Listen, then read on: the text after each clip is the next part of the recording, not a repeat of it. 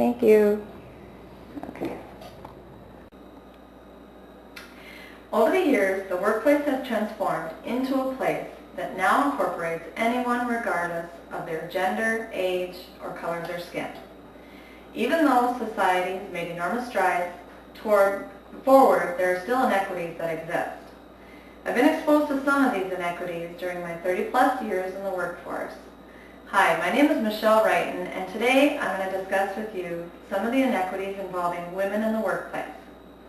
In the 1980s, the Virginia Slim Cigarette Company launched an advertising slogan that stated, "You've come a long way, baby." This ad campaign was used to target women in the workplace and to provide a product that was unique for them. Even though there have been major significant changes for women in the workforce, most of the transformation of men's and women's work roles stand out among many technological, economic, social, and cultural changes in the last half of the 20th century.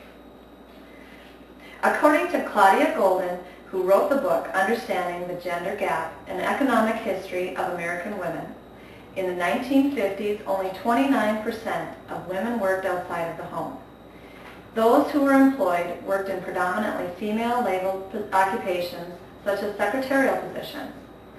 The employed woman in the 1950s earned 59 cents for every dollar earned by a man.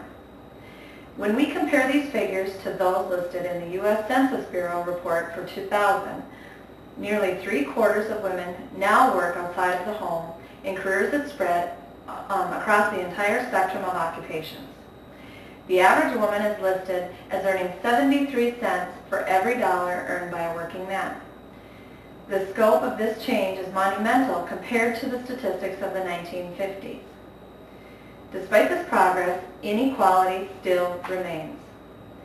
Even in 2000, men were still more likely to have access to paid employment, to be employed in better jobs, and to be paid better in these jobs.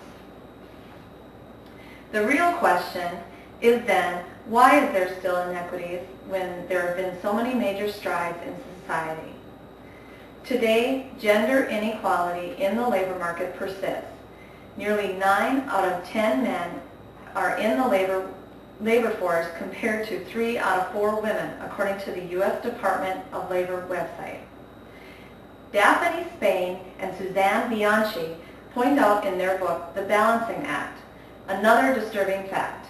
The declines in gender inequality in the labor market, evidenced since at least 1950, have essentially stalled.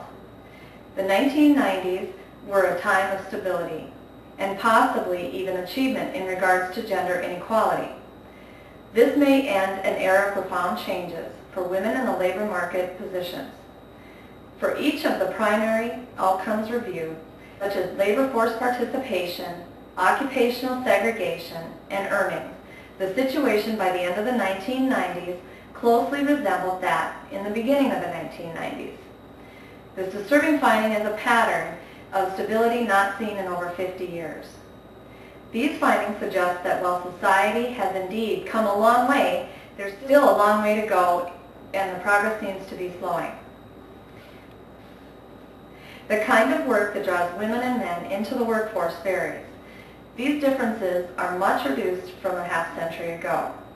Dawn Vanush and Sandra Barnes outlined in their book, Competition, Race, and the Measurement of Female Labor Activity, that even a little more than 30 years ago, the idea of women becoming doctors, clergy, bartenders, or bus drivers in numbers equal to men would have seemed unrealistic. A gap still exists in the occupations that men and women hold, with some clear distinctions of male-dominated or women-dominated careers. The integration into some of these careers has slowed down in recent years. The changes in both labor force participation and occupational segregation over time are easily observed by the public. We can see the obvious changes that have occurred since the 1950s when we walk into an accountant's office, a medical facility, or even a legal firm. According to Tammy DeSato from North Dakota Job Service, the area of earnings is not as so obvious and remains to be the largest gap between men and women in the workforce today. The scope of changes in the second half of the 20th century is nothing short of incredible. To see the progress that has been accomplished is inspiring to all women. Today, most women work outside of the home, even when their children are little. The employer discrimination in hiring pay has been banned, and despite these changes, gender inequality still exists. Women remain less likely than men to be active in the workforce. More than half of them are in jobs which are predominantly female, and they still get paid less even if it is the same kind of work. Today, I am the married mother of 2 teenage boys and a superintendent in the military for a shop of 11 personnel. Within my shop, there are 5 members who are female. I have reached a rank that men easily achieve, while women continue to be a minority. I strive to encourage equality at all times, but continue to be taken back a step by comments that are said, or even by certain actions some believe are acceptable. I believe that I have seen changes in my family and in my employees when it comes to racial sensitivities, but I've not quite seen the same remarkable changes when it comes to gender equality. As I near the time of my retirement from the military, I wonder what the future holds in regards to changes for women. I continue to hope that the empowerment that I have given women in my shop will grow into amazing futures for them, and that I will read wonderful stories about their successes. I hope that my children will recognize the inequalities that exist, and that they will have the opportunity to participate in making positive decisions that will affect women in the workplace.